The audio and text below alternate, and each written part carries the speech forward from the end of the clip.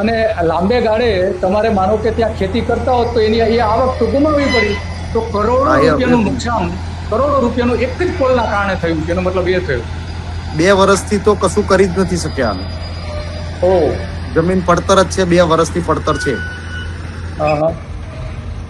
આટલા મોટા પ્રમાણમાં જમીન પડતર રહે અને ખેડૂતોને કંઈ વળતર ન મળે આ આટલા પ્રમાણમાં, તો આ તો હવે કંપની રાજ જ આવી ગયું એવું થયું છે. આપણે ભૂપેન્દ્રભાઈ પટેલને આપણે એવું કહીએ કે ભાઈ એ તો ખેડૂતોના નેતા છે, ખેડૂતોના નેતાને બદલે આ તો ખેડૂતોની બરબાદી કરી રહ્યા છે એવું સ્પષ્ટપણે આમાં દેખાઈ રહ્યું છે.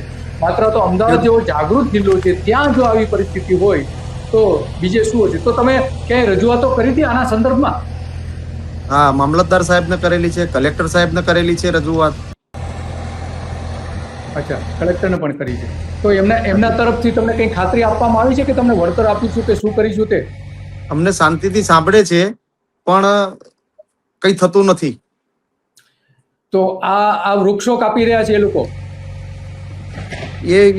એ આપશું, સરકાર કે પ્રમાણે આપીએ, મામલતદાર કે પ્રમાણે આપીએ એવું કે છે, પણ કશું આપતા નથી.